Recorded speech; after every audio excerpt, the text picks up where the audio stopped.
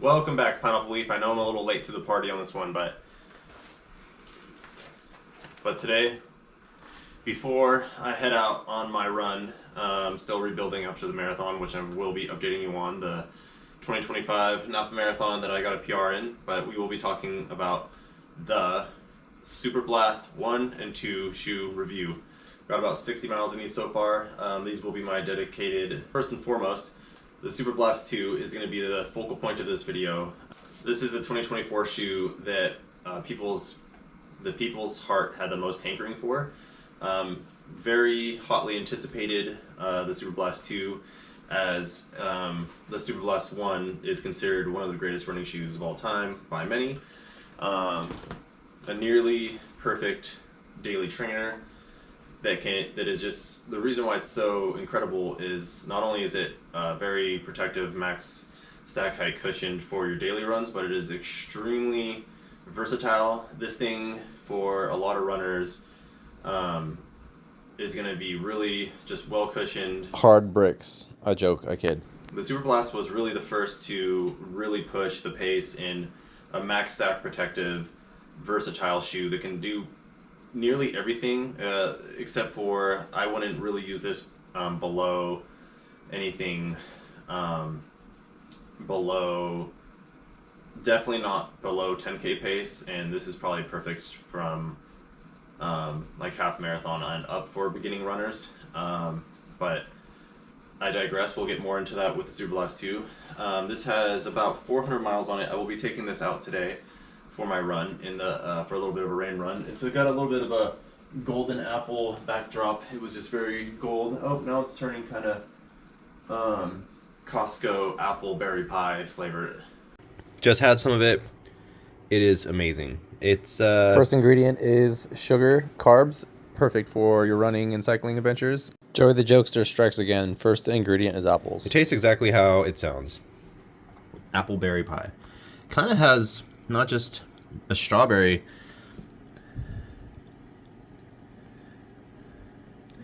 Oh yeah, there's raspberry in it. I was gonna say it kind of reminds me a little bit of rhubarb. Might be the way all three mix, but strawberry, apple, raspberry. But I think the way that the strawberry and raspberry mix kind of does taste a little bit like, maybe it's just I want a rhubarb pie, I don't know.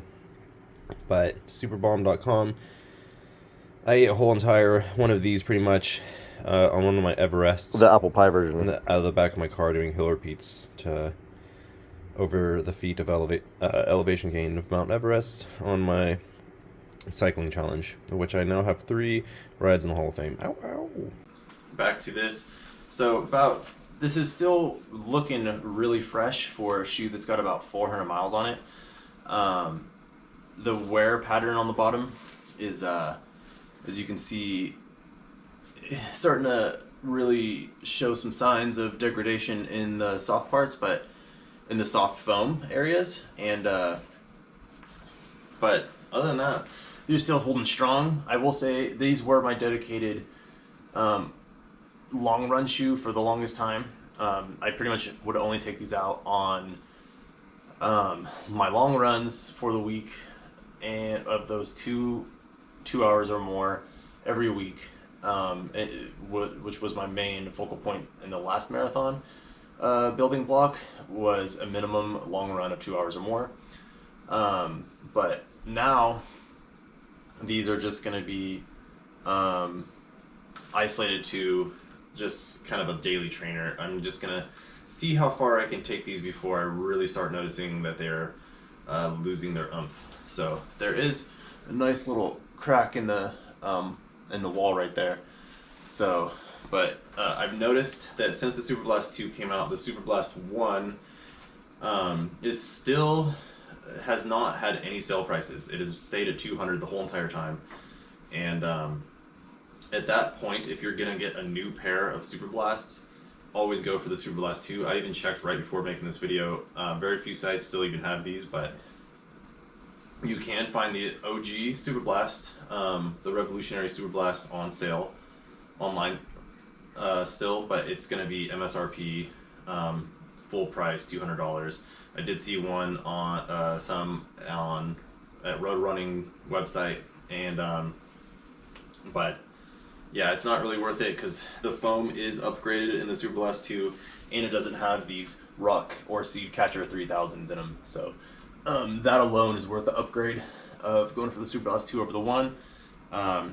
So if you're thinking that you want to go for the 1, I would say no. It's not like the Superblast 2 was something that they tried to fix something that wasn't broken. It is an upgrade. It's not like a crazy huge difference, but the upgrade in not carrying hitchhikers on the bottom and that added weight, picking those out at the end of every one of your runs, because you're going to get it pretty much every single time. You're going to get it every time, half the time, sometimes all the time, maybe every time. And the upgrade in foam, and the upper is different. It's not this mesh fabric. It is going to be a more webbed, almost like textiled, perforated, breathable. It's like more breathable in this one. So it's almost like a plasticky type feel. But yep, that's that. I'm gonna take this on probably like we'll see how I'm feeling. It's going to be an easier just run today. I'm still kind of getting back into it after the marathon. First week back, mostly just doing cycling. And this week I'm just going to be building some mileage back up, getting used to running. And then I'll incorporate the long run next week and just listen to my body before I start really doing any kinds of real strides or tempo or speed workouts or anything like that. So I'm just going to try to build back aerobic base mileages, and consistency is the most important thing. So here's what you all came for, is the Superblast 2.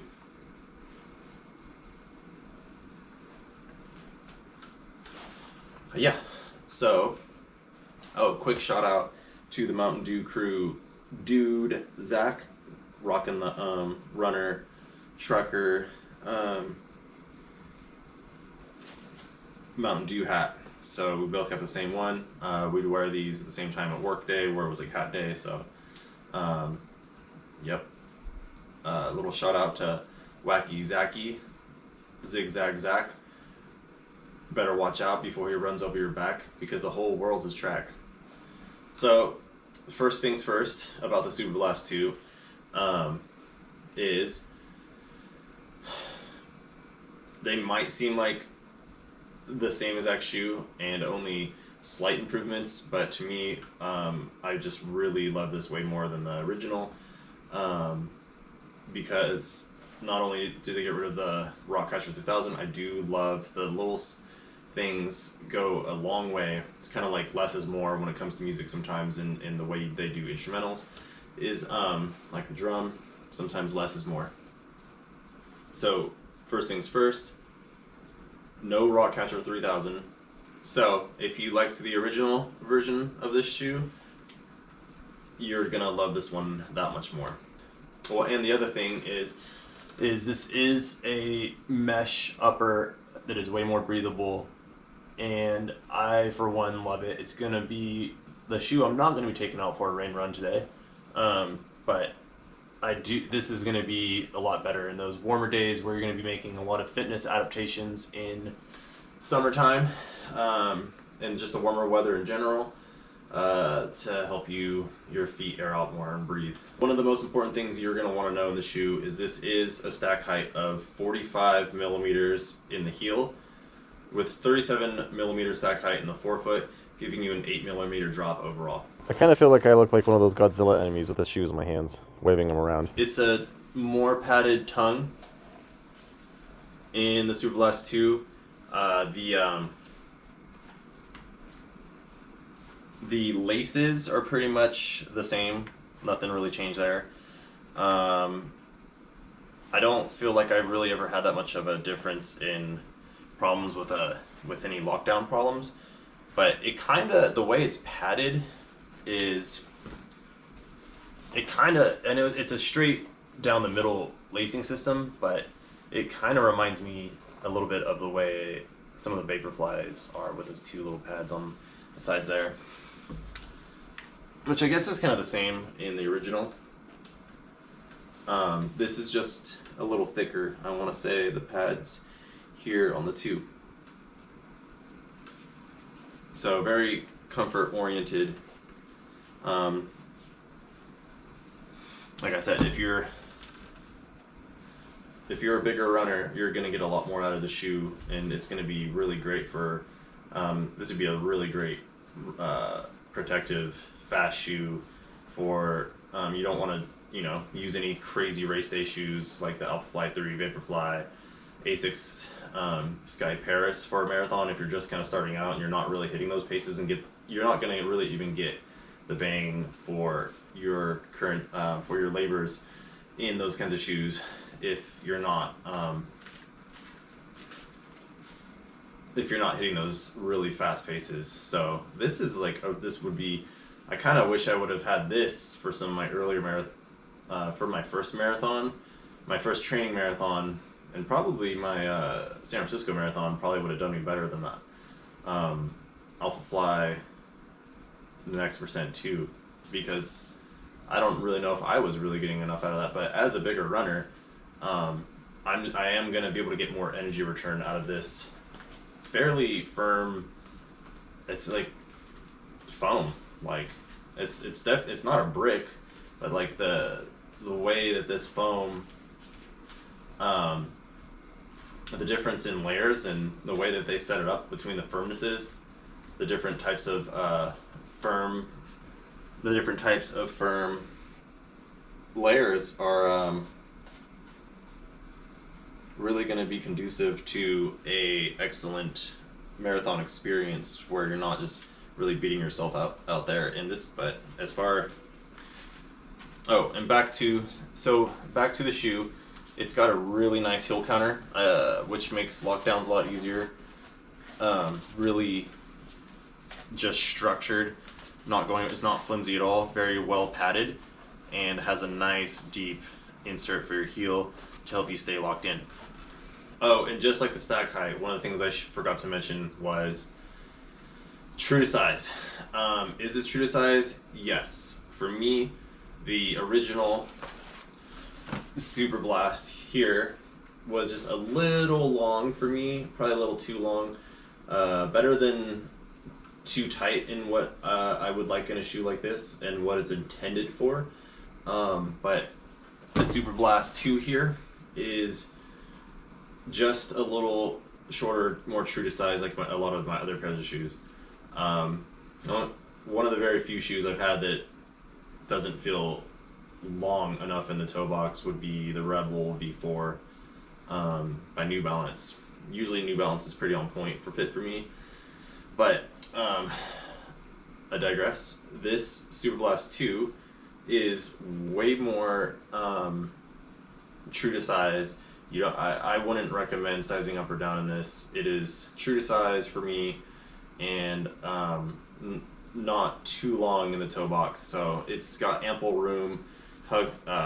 This is one of those shoes I would say gives you enough space up front, but also you just need to get a nice lockdown in your set. It does hug your midfoot pretty well, and it has, I think, so far from what I'm noticing, a very solid heel lockdown. So the weight has slightly increased on the Superblast 2, but I don't really think I've been able to tell a difference between the one and the two. I do feel like I enjoy and think that the pace on this just feels better. It could just be recency bias of my new shoe, but I do think this one weighs that I can't really tell the difference between the two. And I also think that maybe now that I'm getting up to 400 miles, it could be in my head, but I do feel like my legs are a little more achy, and I've noticed that they're not as protective, the original Superblast. So they do have more miles in them, but I do think that once I get over 400 or 500 miles in them, they still look great, but sometimes they just feel, it's not really that they don't feel alive, that they're dead yet, but I would say that when your body starts to tell you you're not feeling as fresh after your runs, and you're starting to feel your leg pains more during the runs in those pairs that are getting higher mileage, it's getting probably time to be close to retiring them. I would definitely feel it more on my long runs, where even if I'm trying to push the pace a little bit in the original Superblast, because I was using those specifically for my long runs. These are really intended for not just daily trainers and up tempo runs, but also more. These are really like just the perfect long run shoe in your training and to push the pace further. These are so durable. I mean, I'm hearing stories of people putting, 4, 5, 6, 700, 800 miles on these, and they're still pushing. So, pretty crazy. Especially if you're a light runner, you're gonna get a ton of mileage out of this. You might not get the compression you're gonna need for that at the but from what I've seen, everyone in every type of body size for runners loves these and is getting everything that they thought of and more out of these. So 100% go for getting a pair of the Superblast 2 from training to race day. Just if you're really chasing PRs though, and you're trying to go for this is not the kind of shoe I'm taking for a 5K or a 10K PR or anything like that. Really, this isn't the shoe I'd probably be taking for any kind of PR. This for someone like me. I'm gonna take race day shoes out for those. Really excited about the Nike Vaporfly 4. I'm gonna be buying those for a lot of my speed workouts and trying to go for PRs, and just to have a backup option for my next marathon in December, CIM. The weight of a size men 12, from what I've gathered online, I have not weighed these myself, is 295 grams, coming out to 10.4 ounces. Just to throw that in there for the weight topic discussion. And don't think I forgot about some of the running gear, some of the running gear and socks videos I got coming. I'm wearing my CEP compression tights for today's run. So those videos will be coming soon-ish. Got the CEP on, CEP, and a lot of Heartbreak Run and For the Run gear here and coming.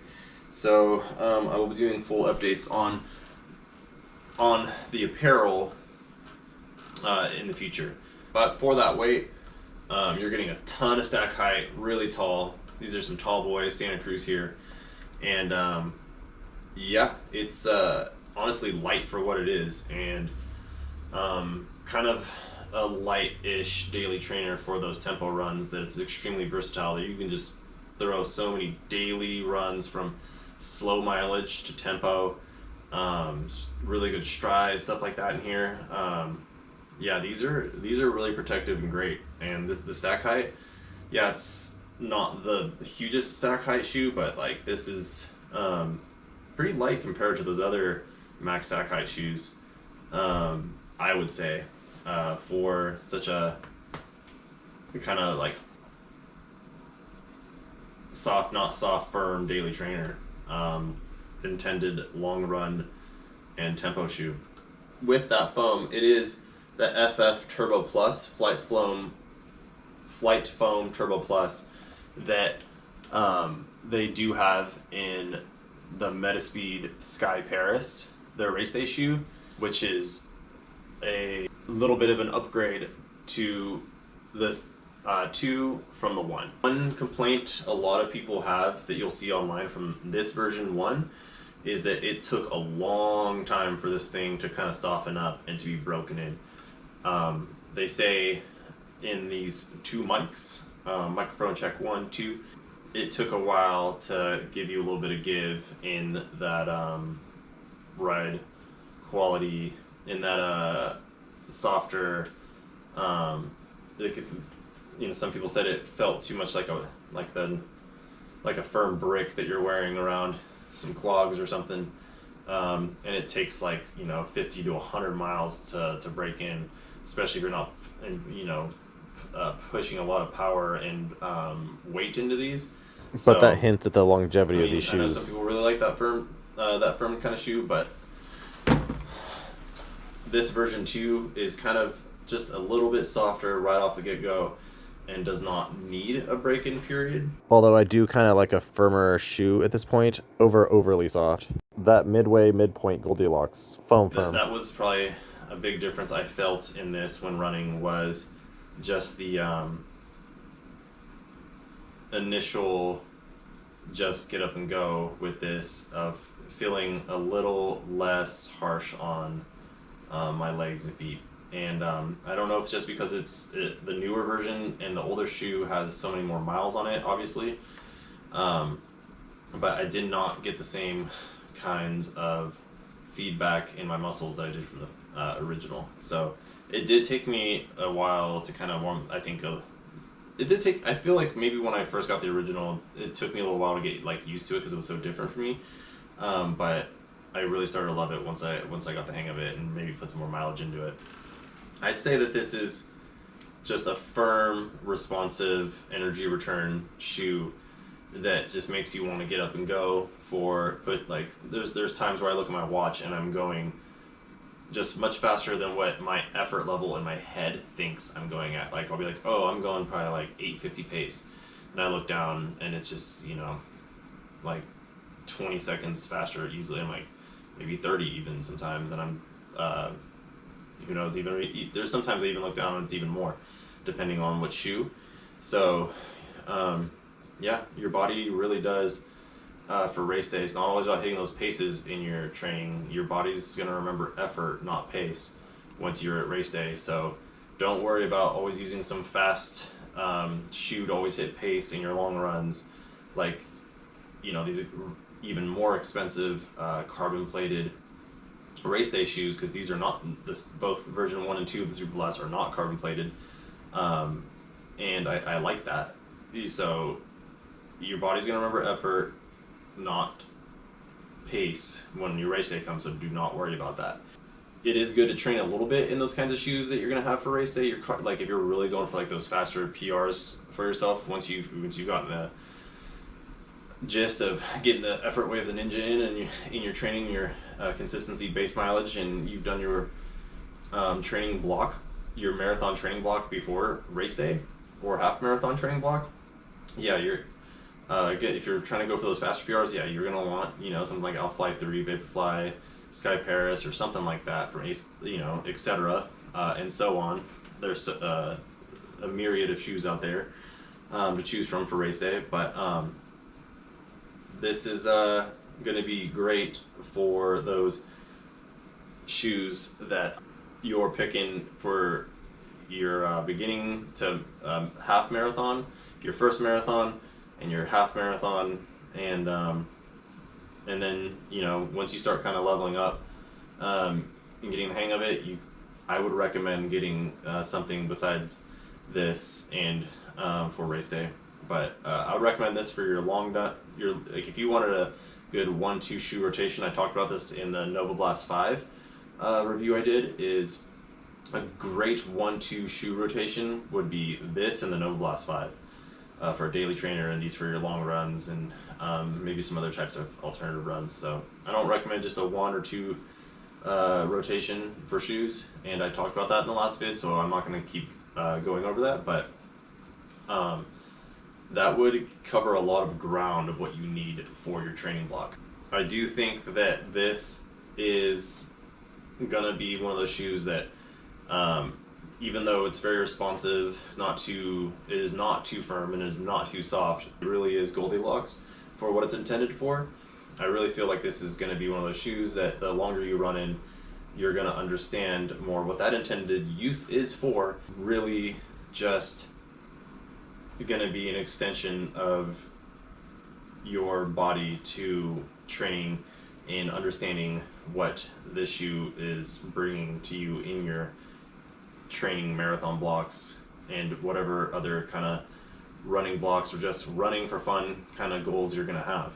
The Eco Foam at the bottom that is layered is going to be a little softer, which is where you're going to feel that from. and you're gonna have that hard rubber on the bottom to give you that protection of giving you durability. And so that is the Eco Foam on the bottom, and you're gonna have your FF Blast Turbo foam in the pink. That's pretty much it for the foams. The Asics grip on the bottom is what they use for the trail shoes, so it is very grippy. Same can't be said for the Nova Blast 5, but that durability of the Asics grip in the black here on the bottom is gonna be give you a lot of traction even during this rain that I'm gonna be running out in, and it's even better when it's dark because it's you don't want to fall and take a spill and set yourself back up further back and get injured or something while you're training. And so my overall assessment of this is, depending on where you're at in your training and what your goals are, this is, yeah, it's a $200 shoe, but it is extremely versatile. You can do anything from your long runs to your marathon goal paces. You can do shorter, faster runs, strides, stuff like that. In this shoe, you can do anything in training to a more comfortable, less anguished marathon, half marathon shoe for beginner. If you want to use this on race day, or if you're just like trying to have a marathon for fun, when you're not trying to set a PR, this would be a good choice as well. Especially in training, this shoe can pretty much do everything. Really, just what people rave about this shoe is that it's just so extremely versatile. And you're paying $200, but how many shoes that you have really start to feel dead after 200-300 miles? These things are going to go the distance and double, triple a lot of what shoes do before they're retired. These are extremely durable, and people are just go look up online of all the crazy stories that you're going to hear about the Superblast 1 and 2 and how many miles they're putting on it. You're really going to get the most out of your money labors out of this Superblast 1 and 2. So that is another thing. Like, the durability on these things are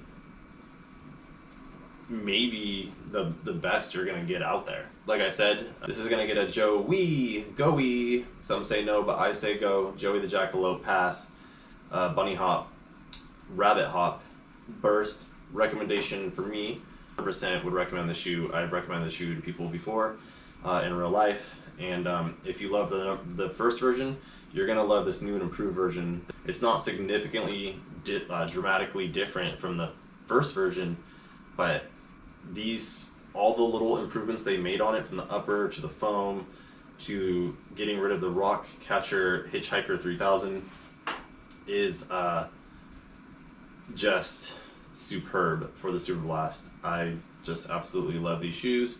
Asics has been killing it with a lot of their shoes. I'm really excited for whenever they're gonna release the next Asics Sky Paris, whatever that's gonna be, because I'm still contemplating whether or not I kind of want to try the Sky Paris right now. But I think with the Vaporfly 4 coming out, I got a lot of thinking to do of what I want to use for my faster training runs, going for PRs as a backup marathon shoe to the Alpha Fly 3. So if you got anything out of this video or any other video I've made, you want to support the channel, it's free to do so. Please hit the like, subscribe button.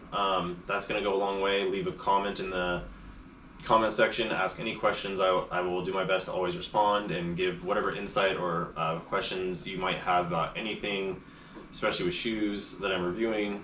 Anything that I missed that you might want to know about, I can try to answer to the best of my abilities, and that would really go a long way with supporting the channel, the algorithm, subscriptions, which is really going to be the most important in supporting the channel, from sharing the video with friends and family, and sharing the video as well. So that's going to wrap this Superblast 2 and 1 review up and my experience with them. Hasta la pasta, pineapple leaf. Till the next one, keep running rad life. Running them streets. See, this is what I mean. Look at the Superblast 1. My toe length all empty space up front. And up here, my right toe this is the empty space. It's like hanging off. It begins here, begins like back here. So I think it's kind of weird. I think I have like a full thumb's length on my left, and yeah, I think my right foot is just bigger or longer, and the higher arch I have on my metatarsal might be a big problem to what I have in these like little niggles injuries. Yeah, it's my right foot is longer, unless this is just like let's see, unless there's some production issues going on at ASICS manufacturers where they manufacture them, but I don't think this is quality concern control stuff. Watch this. They both say 12. I can't see it right now, but I don't know if I have this issue on my other shoes. The original Superblast, I might just be off. Might be part of the problem, or my foot anatomy. To be continued. The mystery is unsolved. The mystery continues. Actually. Alright, bye. Miss you all already. Just finished a 7.44 mile run, and a little bit of an update. These actually still feel really, really poppy, really good.